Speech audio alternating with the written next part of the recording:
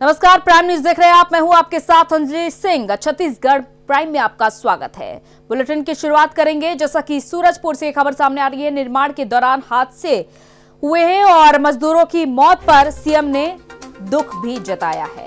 परिजनों को 5,25,000 की सहायता राशि की घोषणा की गई है। मिट्टी धंसने से 3 मजदूरों की दर्दनाक मौत हुई थी। गांव में कुआं निर्माण के दौरान यह हादसा हुआ था, जिसके बाद परिजनों को 5,25,000 की सहायता राशि दी जाएगी। मिट्टी धंसने से 3 मजदूरों की दर्दनाक मौत हो गई। तो गांव में कुआं निर्माण के दौरान यह हादसा हो गया, जहां पर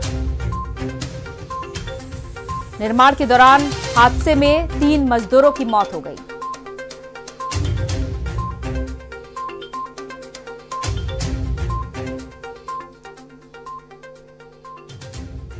और संवाददाता केआर गिरी हमारे साथ इस खबर पर जुड़ चुके हैं। केआर, जिस तरीके से ये हादसा हुआ है, 3 मजदूरों की दर्दनाक मौत भी हो गई है, और क्या कुछ अपडेट है इस पूरे मामले में? जी अंजलि जी, मैं आपको बताना चाहूंगा कि ये पूरा मामला सूरजपुर जिले का है, जो धरसरी ग्राम पंचायत में मनरेगा के तहत एक कुएं में निर्माण कार्य चल रहा था, जो कि कुआं धंसने से 3 मजदूरों की स्पॉट में डेथ हो गई, जिससे पूरा जिला प्रशासन वहां मौजूद है। ये तकनीकी सहायक की बड़ी लापरवाही दिख रही है मनरेगा शाखा की, जो कि तीनों मजदूरों की रेस्क्यू अभी तक नहीं हो पाई है। सिर्फ 1 मजदूरों की रेस्क्यू हो पाई है अंजलि जी। और क्या कुछ अपडेट है केआर, जैसा कि परिजनों को 5,25,000 की सहायता राशि भी दी जाएगी, इसके अलावा और क्या कुछ मदद के आश्वासन दिए गए हैं?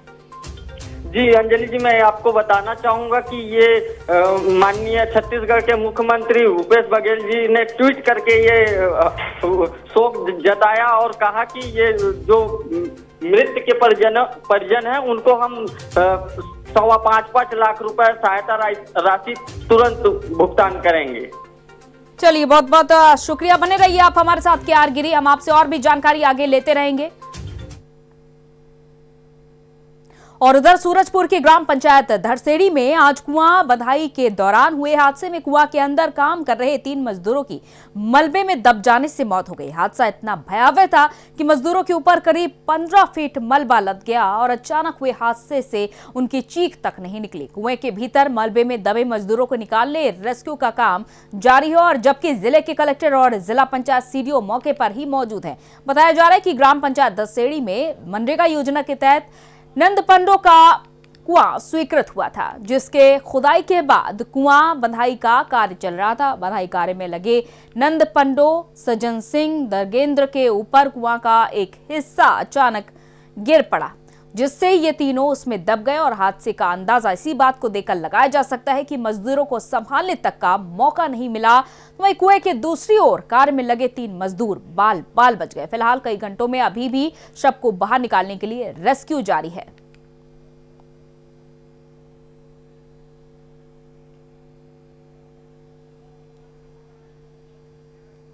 और केआर गिरी हमारे संवाददाता इस खबर पर हमारे साथ जुड़ चुके हैं। केआर गिरी, क्या कुछ अपडेट है फिलहाल इस पूरे मामले से जुड़ी हुई, जैसा कि शव को बाहर निकालने के लिए अभी भी रेस्क्यू जारी है यहाँ पर? जी अंजलि जी, यहाँ रेस्क्यू करीब 20 घंटे से जारी है। जिला प्रशासन पूरी टीम वहाँ मुस्तैद है और जिला प्रशासन वहाँ काफी मशक्कत कर रही है, पर सिर्फ 100 अभी तक बाहर निकल पाया है। 200 निकलना शेष बाकी है। और बता दूं कि ये बहुत दुखद घटना है पूरे जिले के लिए। बिल्कुल, चलिए, बहुत बहुत शुक्रिया तमाम जानकारी के लिए। तो ये बहुत दुखद घटना है। और मोदी सरकार के 7 साल पूरे होने पर छत्तीसगढ़ प्रदेश युवा कांग्रेस ने इन 7 सालों को युवाओं की बदहाली के 7 साल बताया है और देश को गर्त में पहुंचा देने वाला बताया है। छत्तीसगढ़ युवा कांग्रेस के अध्यक्ष ने आज बयान जारी करते हुए कहा कि युवाओं को बड़े बड़े सपने दिखाकर सत्ता में आई मोदी सरकार ने सबसे ज्यादा छल युवाओं से ही किया है।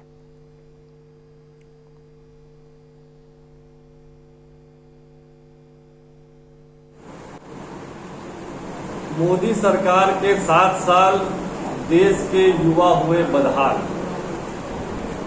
युवा कांग्रेस मोदी सरकार से उनके साथ वर्ष पूर्ण होने पर 7 सवाल करना चाह रही है। जिस तरह से मोदी सरकार ने 2014 के चुनावी भाषण में 2 करोड़ युवाओं को रोजगार देने की बात कही थी, 2 करोड़ युवाओं को रोजगार मिलने की बजाय आज देश में 7 वर्षों में इनकी सरकार में 12 करोड़ से अधिक लोग बेरोजगार हुए। और उधर यूजीसी ने सभी विश्वविद्यालयों को वैकल्पिक विषयों को पाठ्यक्रम में शामिल करने के निर्देश जारी किए हैं। भारत सरकार की नई शिक्षा नीति 2020 में एकेडमिक विषयों के साथ ही रुचिगत विषयों को भी लेने की सुविधा दी गई है। इनमें एनसीसी को भी वैकल्पिक विषय के रूप में अब छात्र चुन सकेंगे। इस संबंध में यूजीसी ने सभी विश्वविद्यालयों को पत्र जारी कर पाठ्यक्रम में शामिल करने के निर्देश दिए।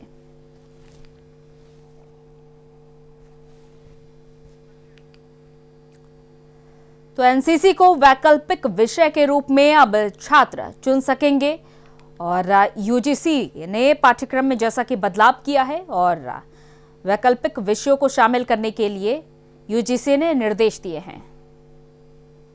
एनसीसी वैकल्पिक विषय के रूप में चुन सकेंगे छात्र। मैं colonel Vishnu Singh Shikarwar, deputy commander NCC group Raipur से हूँ और हाल ही फ़िलहाल में मैं पोस्टिंग आया हूँ।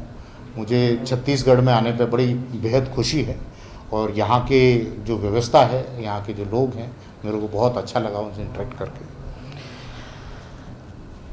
जो एनसीसी है हमारा एक रुझान है।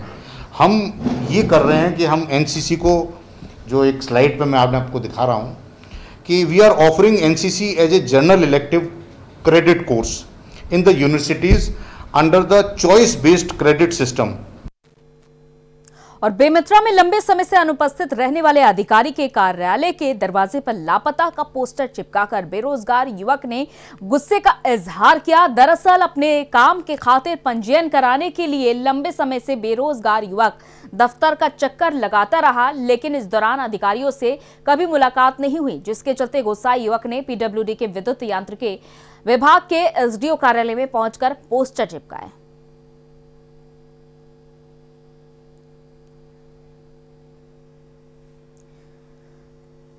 तो बेरोजगार युवक ने गुस्से का इजहार किया है और यहां पर कार्यालय में पोस्टर चिपकाए हैं। इस युवक ने लंबे समय से अधिकारी नदारद थे और इस पोस्टर को भी देखने वाला कोई भी नहीं था और ये कार्यालय पर पोस्टर चिपके हुए मिले। विगत कई दिनों से वहाँ ई श्रेणी का जो पंजीयन होता है युवाओं के लिए, इसलिए हम लोग बार बार जाते थे वहाँ, लेकिन कई दिनों से साहब लापता है और जब भी जाते थे साहब के कैबिन में लापता ही दिखते थे साहब, इसलिए हम लोग चस्पा किए वहाँ पे लापता होने का। ऐसे कितने बेरोजगार थे जो आप लोग घूम रहे थे दिन से? हम लोग 10 से 15 बेरोजगार थे जो लगातार जाते थे, लेकिन लगातार जाने से कई बेरोजगार लोग हैं कि बार बार जाने से कम होते गए हम लोग। फिर क्या चाहते हो इसमें? इसमें कार्रवाई होनी चाहिए, अच्छे से कार्रवाई होनी चाहिए। इसकी शिकायत आपने उच्च अधिकारी को की है क्या? जी सर। किनको किया, क्या बोले? कलेक्टर साहब और पीडब्ल्यूडी मंत्री को भी किए हैं। अब 2 दिन का उन लोगों ने मोहलत मांगा है। और बेमेतरा में लॉकडाउन की वजह से जिले के डीजे साउंड सर्विस वालों को अपने परिवार का जीवन यापन करने में काफी समस्याओं का सामना करना पड़ रहा है। जिले में लगभग 1000 डीजे साउंड सर्विस की दुकानें हैं और 1000 दुकानदारों के परिवारों के सामने दुकान बंद होने को लेकर बड़ी समस्या आन पड़ी है। लॉकडाउन के चलते लगातार डीजे धुमाल वालों को जिला प्रशासन अनुमति नहीं दे रहा है, जिसके चलते जिले में लगभग 1000 डीजे साउंड सर्विस वाले हैं जिनकी जीविका संकट में है। अधिकतर डीजे धुमाल साउंड सर्विस वालों ने बैंक से कर्ज लेकर जिले में अनलॉक तो हुआ है, लेकिन सभी दुकानों को नियम और शर्तों के साथ खोलने की अनुमति जिला प्रशासन ने दी है फिलहाल, लेकिन वहीं पर डीजे और साउंड सर्विस वालों को अनुमति नहीं मिली है, जिसके चलते अपनी मांगों की पूर्ति न होने पर चक्का जाम करने की भी चेतावनी दे रहे हैं।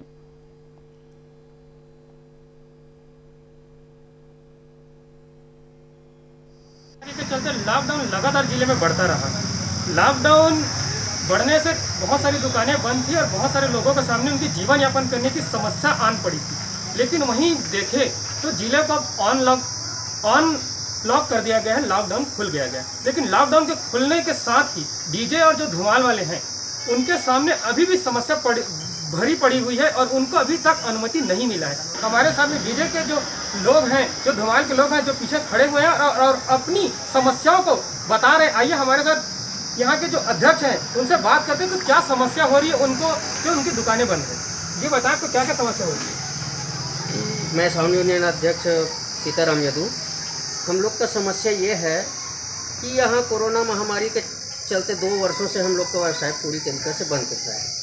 मैं बेमेतरा ज़िले में देखा हूँ कि सभी व्यवसाय चालू हो चुके हैं और हमारा सिर्फ डीजे धुमाल और साउंड बंद है। मैं ये शासन से ये पूछना चाहता हूँ कि अब कोरोना महामारी हमारे डीजे धुमाल साउंड से ही पैदा हुआ, जो हम लोग का व्यवसाय पूरी तरीके से बंद कर दिया है। कितने भी स्थिति आई उसको भी झेले। 6 माही परीक्षा में बंद किए, वार्षिक परीक्षा में बच्चों की पढ़ाई, फिर भी साउंड को बंद कर दो। ये भी हमारे साथ 10 साल से होते हुए आ रहा है।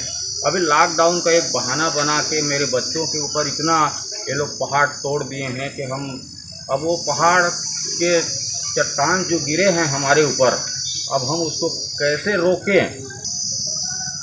शुरू से ही प्राइम न्यूज जन मुद्दे की बात उठाती रही है और जन मुद्दे की बात जिला प्रशासन तक पहुंचाती रही है। अब देखना यह होगा जिला प्रशासन इन लोगों के लिए क्या सोच लेती है।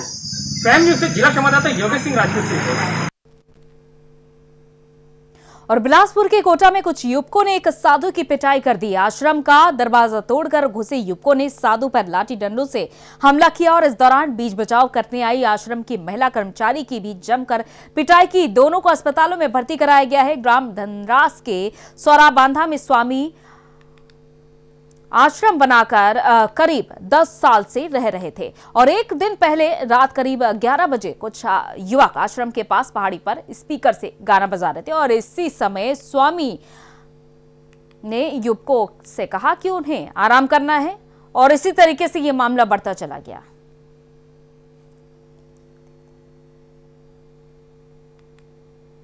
तो दबंगों ने साधु को डंडों से पीटा है। बचाव कराने आई महिला को भी पीटा।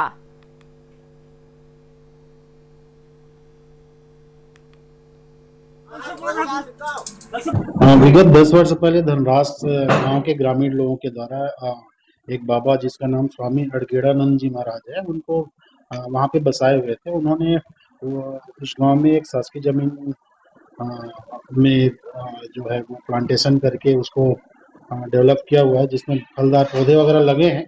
इनका यही कहना है कि जो फलदार पौधे वगैरह लगे हैं तो वो जो जमीन है अब कुछ ज़्यादा ही अच्छा हो गया, जिसको लेके लोगों में अब मुझे भगाने का एक प्रवृत्ति चली आ रही है, जिसको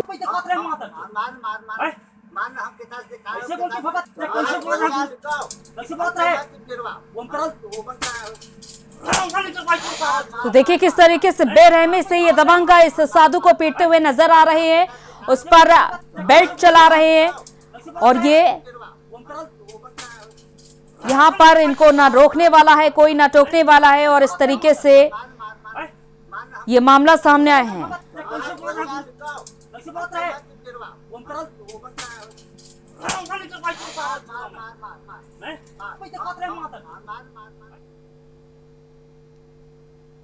और खबरों का सिलसिला जारी रहेगा। फिलहाल रुकेंगे यहाँ पर एक छोटे से ब्रेक के लिए।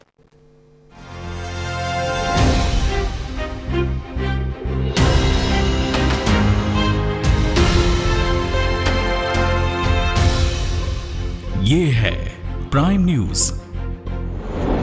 क्योंकि सच जरूरी है।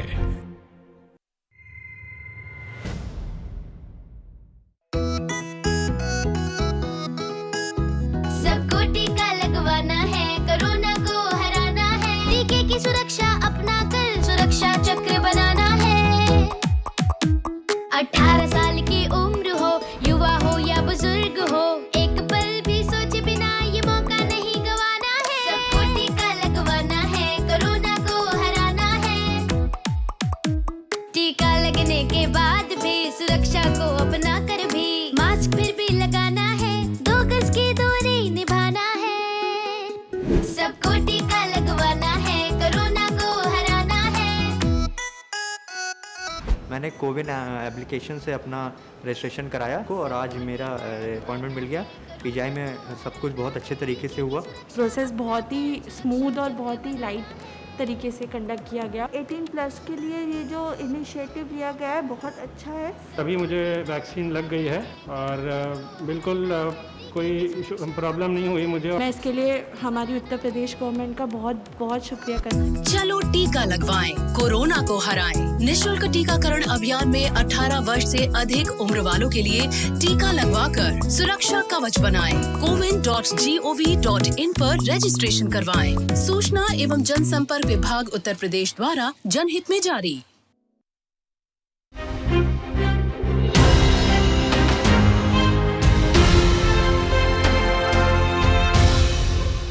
ये है प्राइम न्यूज,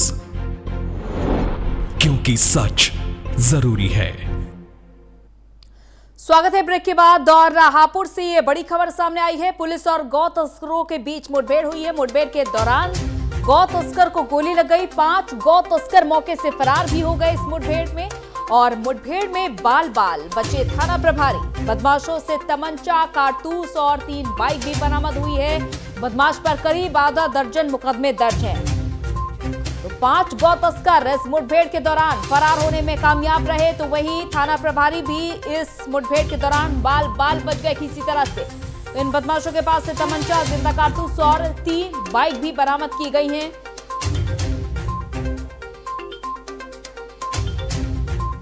और हापुड़ से हमारे संवाददाता शिवपाल सिसोदिया इस खबर पर जुड़ चुके हैं। शिवपाल, जिस तरीके से गौ तस्कर और पुलिस के बीच मुठभेड़ ये हुई, क्या कुछ अपडेट इस पूरी जानकारी?